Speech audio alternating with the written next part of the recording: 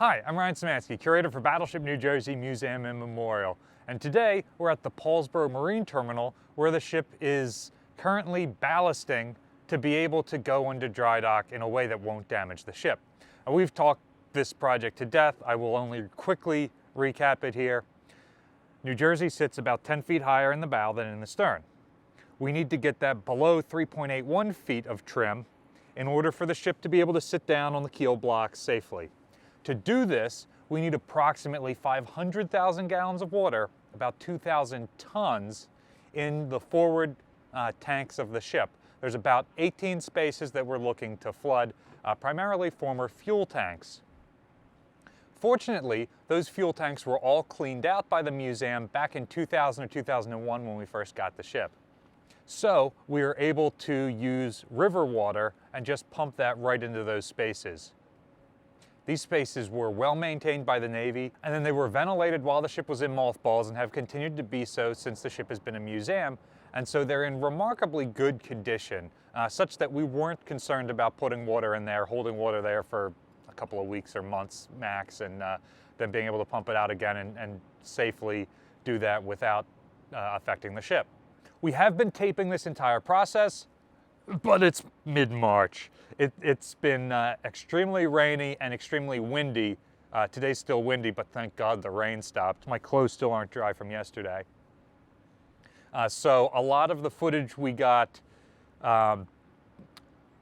fairly unusable because of water droplets on the lens and things like that. The time lapse that we were trying to shoot from the bow, the camera blew over, or the camera had water drops on the lens, so you couldn't actually see the draft marks. Anyway, that didn't work. We might be able to do it as we deballast later. By then it'll be like May or June, and hopefully the weather will be a little bit warmer.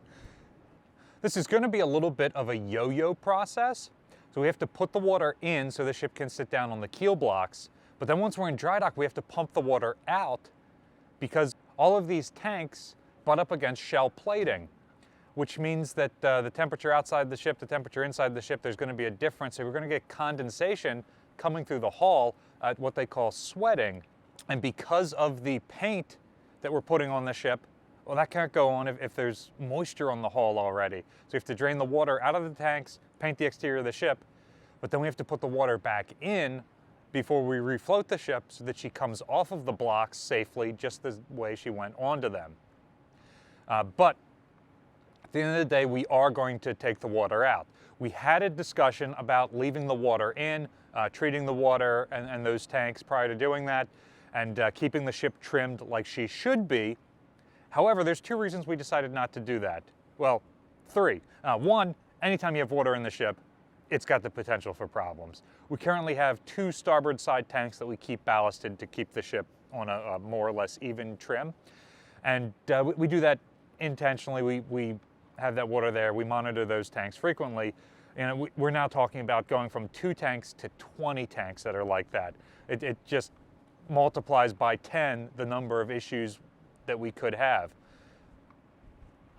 Playing Russian roulette with 2 bullets, I will do. Playing Russian roulette with 20 bullets, not a great way to win the game. Another reason is intentionally keep the vessel out of trim so that she sheds water better. Now, a ship at sea is supposed to be constantly rocking and rolling with the waves, and so there aren't deck drains in every single low spot.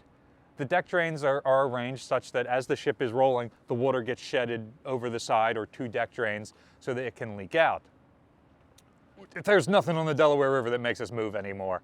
So water does not move. It collects in the low spot, and so we have all sorts of corrosion issues there.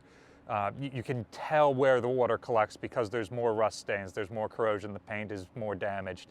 And so by keeping the ship trimmed up at the bow and about 2 degrees off to port, we're able to shed a lot of the water that would otherwise collect. We don't want the ship to be on a perfectly even keel.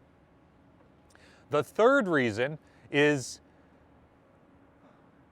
they built our pier specifically for Battleship New Jersey, and they built it for her as she came to Camden. So they built it with that trim in mind. The forward tower that gets you to our gangway is about 10 feet taller than the aft tower. So if we ballast the ship down, now you will be going down a 10-foot ramp to get onto the ship instead of going across an even ramp, which might not sound so good, but it's no longer ADA accessible. And with the 6-foot tidal shift, as the ship goes down even lower, our gangway just can't accommodate that. At a certain point, it breaks off the tower.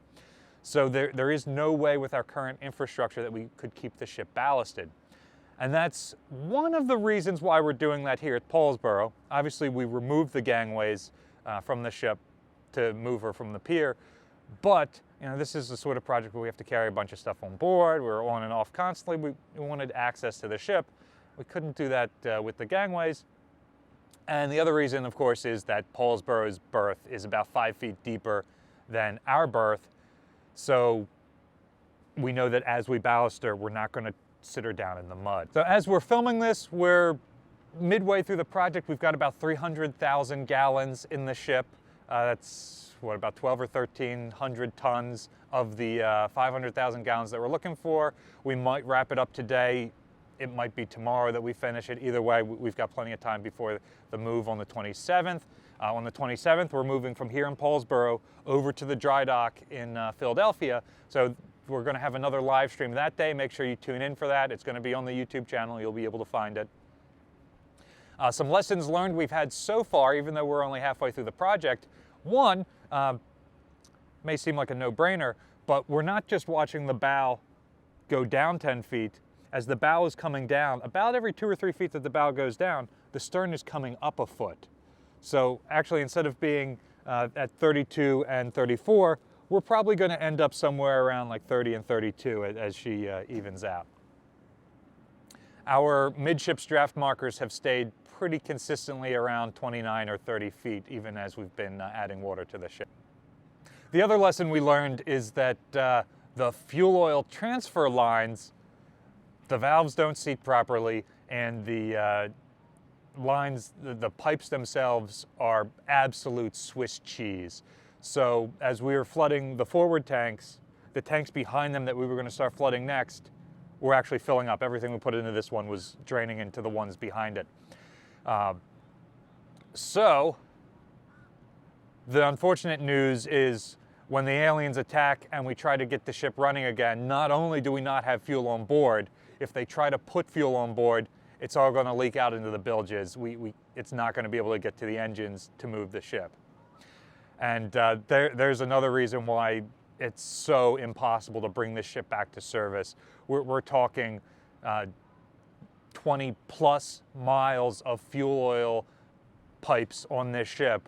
If all of them are as corroded as the ones to the 18 tanks that we've been dealing with so far, you would have to replace it all, go down to the deepest, darkest places on the ship and weld in entirely new plumbing everywhere.